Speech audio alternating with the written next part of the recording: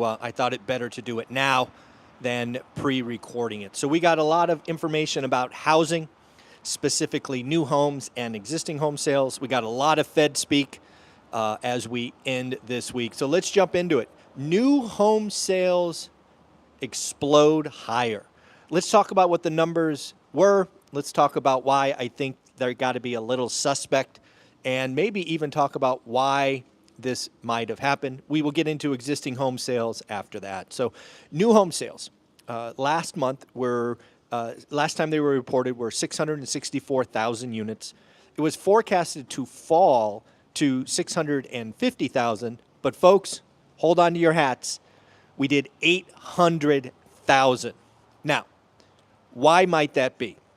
Well, I think there's a couple of things you need to know and understand about new home sales. First and foremost, these are contract signings. These are not closings. Let's be very clear about that because, again, new home sales are contracts, not closings. So as we have seen over the last, 6 months or so, there are plenty of units that get canceled in escrow. So again, this number is impressive, but we should realize that all of these units will not close. Second, I think what you are seeing inside this number is builders like Lennar are getting aggressive. They are trying to blow out inventory. And that means you're going to get a bump. You're going to get this little bump in units sold as they blow out finished products because they are holding too many finished goods. Second, as I've tried to warn, if this pace continues, there will be layoffs in the housing market. Subcontractors will be laid off because they are not starting as many units as they are selling. So the inventory of finished goods will go down. So I believe what builders are showing us, much like Lennar, is they are hitting the pause button for new product. Hence, you're getting this kind of blow off top. You're getting this artificial bump. A lot of people are going to look at this 800,000 number and say things like the economy is booming, housing is booming. Not the case at all. I think this is just a setup for kind of a sugar high, and we will see where we go from here. Now on to existing home sales, which just came out this morning and actually was the number I was waiting for before we started today. Existing home sales last time they were reported were just over 4 million, 4.01. They were expected to fall below 4 million to 3.96. I thought they would even go lower, and I was wrong. I was wrong again. They came in at a 4 million rate flat. The other thing, you and I have been told by all the doomers and crash bros and crash sisters is that pricing would collapse or fall this year. They are not shockingly wrong again because they don't understand housing, price elasticity, lock-in, all of those things. Price, once again, is at a record, 422,600, up 2% year on year, exactly what I called at the beginning of the year. So again, housing is performing as expected. Again, remember what I called for this month of September is we are going to recover. So I am going to call it right now. I think September will be something like 4.1, something that, again, exceeds September of 24 and September of 23, but we shall see in about 30 days. Again, let's talk about KB Homes. KB Homes is one of the largest national home builders. They reported earnings yesterday. They beat top line, beat bottom line. However, they reduced guidance. Also, net orders weakened. What we are seeing going on in the building industry, even though, as we just reported, new home sales exceeded expectations at 800,000, this is builders contracting, pulling back. They're just simply not selling as many. So you're going to see them build less and get more efficient with cash flow. That is what is going on right now. Logan Montashami has said something that you and I have been talking about for years. Housing data improves as mortgage rates get to 6%. Again, folks, you've heard me talk about this. I think there are three things happening in the mortgage market. One, right now, we are seeing folks who got lucky with rate and term refis. They are refining right now. It's a mini refi boom. Second, as we get rates closer to 6%, watch people hit the ATM machine. People are going to hit the ATM machine, take cash out of their homes. Hopefully, they pay down debt, they invest, they have cash reserves. Hopefully, they do good things. But you and I both know they're going to go shopping. They're going to go spending. They deserve that vacation. They deserve that car. And they are just going to ladder up their house and go shopping. We have learned from consumers the last 30 years, you and I. All right, folks, let's get into Fed speak. Lots of Fed presidents this week, talking 15 of them in all. We'll start with Fed President Daly. The labor market is not weak. Again, as we talked about Fed presidents at the beginning of the week, I said, we want to know who is a hawk and who is a dove. Because as the economy is changing, you and I need to know who is on what side, because as data comes in, we can watch them change. So Fed President Daly, San Francisco, clearly a hawk. She is saying the labor market is not weak. Okay, so we get to watch that together. Goolsbee, I am uncomfortable front-loading rate cuts. Hawk, he is basically saying, give me more data, we will respond in the future. Back to Fed President Daly, Fed rate cuts don't help housing supply. The Fed is getting, in my opinion, due calls out for breaking the housing market. What the Fed is trying to do, including Powell, which I have notes on later, we can't fix supply. Well, as I've said many times for the last 3 years, the Fed broke housing. You already broke it, buddy. Own that. You can't unfix that. It is clearly broken. Fed President Daly goes on to say, recession risk is very low right now. More on that in a minute. We got a GDP print that we will talk about. Next, this is not stagflation. I'm reminded of what Powell said one time. I don't see the stag or the flation. I think they're going to eat those words, but we shall see. Hard to say when more rate cuts are coming. So again, we know clearly that Fed President Daly, San Francisco, is a hawk. So we can put her on the board and we can watch things unravel going forward. Back to Fed President Goolsbee. Trump policies are to blame for his reluctance to lower borrowing costs. What is Goolsbee saying? Basically, President Trump messed up the chessboard, inserted these tariffs, and now he is left to pick up the pieces. This, again, is what Fed President Goolsbee is saying. Also, Goolsbee is saying is, hey, if we didn't have these risks, he would be more open to cutting. Now let's go to the man at the top of the chain, Fed President Powell. We do not see meaningful weakness in the labor market right now is my addition. Again, folks, it is very clear that some of the Fed presidents are saying the labor market is not weak. A la Daly said exactly that. Labor market is not weak. So we can watch that. You and I could watch the data roll in, like this morning with the weekly unemployment claims. More on that in a minute. But these are the things that you and I could watch to see in real time as the Fed changes their mind. Next up, Fed President Powell. Businesses are unsure about investment and hiring environment right now. Again, this is very interesting to watch because we can, again, watch this unravel or change in real time. Are businesses hiring, investing, capital, all of that? Are they going to be using the big, beautiful bill to make investments, things of that nature? So again, very, very interesting to watch. Shout out Economic Ninja. I just saw a comment from him saying, I think, fake bounce or something like that. Again, we covered that right at the open. I agree with you. I think this is a blow off top, but more on that in a minute. Tariffs are not to blame for big inflation. I thought that was very, very interesting. Again, tariffs have not hit the consumer as of yet. There are many layers in the supply chain being consuming that cost, so very, very interesting. The hiring rate has really dropped. This is what you and I have talked about, or at least I have warned. I think this is going to be very much like the early 80s, an environment where my old man was unemployed for 11 months. I believe what we are going to see is not necessarily a high unemployment rate, like maybe you were used to in the pandemic, the Great Recession, the dot-com era, right, which everything collapsed at once. What we are going to see is duration risk.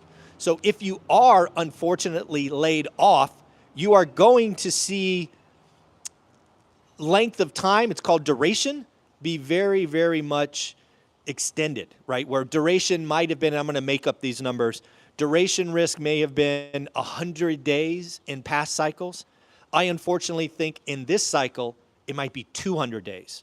So again, if you are unlucky enough to get laid off, it's going to be tough because, again, I think the hiring rate is much, much lower. So, again, these are the things that you need to watch for. Other Fed presidents, we got two more before we get into the data. We got Fed President Bostic. This one's interesting. This one is like, I can't believe he said this out loud. This is a big deal. Fed President Bostic said, I think the neutral rate is around 1.25%. And if you don't know what that means, this is what happens. We are currently at 4%, so we are very restrictive. Again, this is assuming that Bostic is correct, that the neutral rate is 1.5 or 1.25%. That means we can cut 11 times, 11, just to get to neutral. Now, you and I have talked about other Fed presidents that think neutral is at 3.5, which again means we could only cut 2 times. So again, this is very important stuff to understand because if the neutral rate is truly, as Bostic says, at 1.25, you can get ready for massive rate cuts. Not immediately because Powell's still in charge, but his job is up in a heartbeat. And then come May, watch who becomes Fed president, and you will see a rate-cutting cycle like few others. Again, this assumes that Fed President Bostic is right and neutral is as low as 1.25%. I think that's crazy. Let me just be very clear. I think 1.25% is crazy talk. But hey, I'm not one of the 12 voting members of the Fed, so my vote does not count. So again, your job, my job, is to stay in front of this because we can make investment decisions if this happens. Last Fed president to talk, Fed President Michelle Bowman. Again, if you don't remember, Michelle Bowman was one of the 2 dissenting votes 2 sessions ago. She is a dove, where we heard from Daley as a hawk. We now know Bowman is a dove. She said, and I quote, I see 3 rate cuts in 2025. That means 2 more in October and December. She is concerned about housing weakness, potentially leading to an accelerated drop. I have not heard anybody talk about this. This is very much like the GFC where weakness led to more weakness. This is the cascading things that destroyed housing last time. That is something we should all pay attention to. Labor market could deteriorate fast in the next coming months. I would argue that the labor market is deteriorating right in front of our eyes, but more on that in a minute. Let's get to one fun fact. I don't know if you guys watch sports or any of that stuff, but I just saw the Chicago Bears set a record.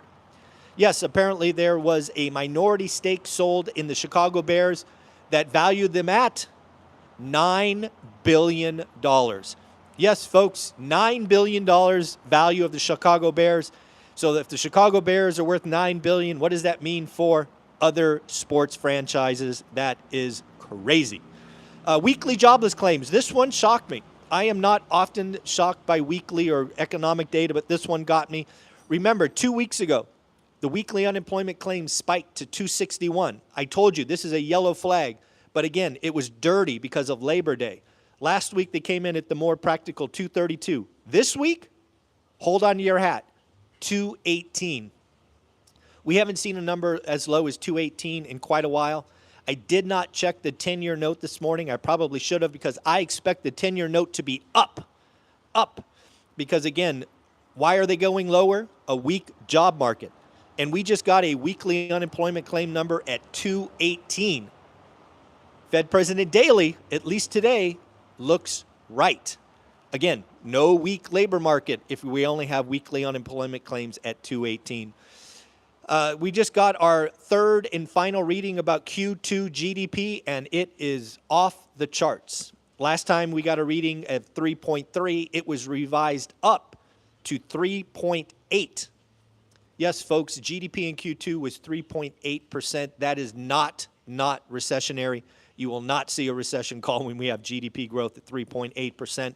What's going on right now? Well, we got durable goods orders. Durable goods order, it too came out at a shocking number. forecast, or actually last month, just so you remember where we were, negative 2.7. Was expected to come in at negative 0.4. Again, it's a good number. Came in at 2.9%. Again, beating expectations by a mile. Shout out to the folks at Starbucks. Unfortunately, you are going through a $1 billion restructuring. That means they will be closing stores and laying off employees. I don't know if you guys saw this, but it looks like Tai Lopez got caught being dirty. These are, of course, only acquisitions. He is not guilty until proven guilty by a court of law. But Tai Lopez is accused of running a $112 million Ponzi scheme. Got to watch out for those social media folks. Remember, folks, Thatch Nguyen told me one time in private, the bigger the name, the lower the return. So, again, shout out, yeah, not good, not good. Tai Lopez, shame on you. Shame on you. Lastly, folks, Ray Dalio out with an interesting quote that I actually had to go look up. Again, Ray Dalio says that very, very dark times are coming. And when in doubt, Ray Dalio reaches back in for a Chinese proverb, which I had not heard. He said, this is a 500-year-old Chinese proverb. A smart rabbit has 3 holes, which I didn't really understand what that meant. Basically, what that meant is, given danger around, they have 3 places they could go to hide. So hopefully you like this daily financial news. Hopefully the noise in the background isn't too bad. But let's shout out 2 people. First, Jeremy. Jeremy, thank you very much for joining School. Again, School is the place where everyday wealth builders go.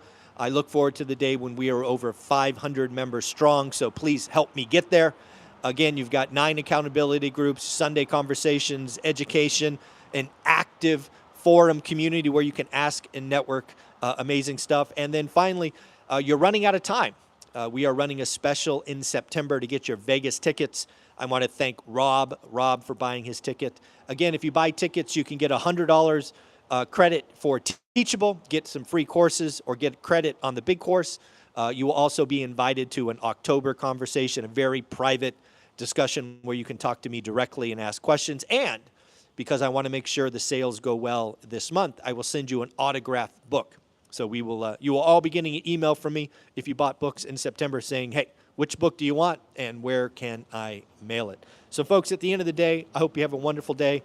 We are in Huntington Beach for a quick visit in and out because we are speaking at Thatch Nguyen's event. So hopefully this was okay. Hopefully you appreciate it. And we'll be back in the studio Sunday. So take care, everyone. Have fun. Peace.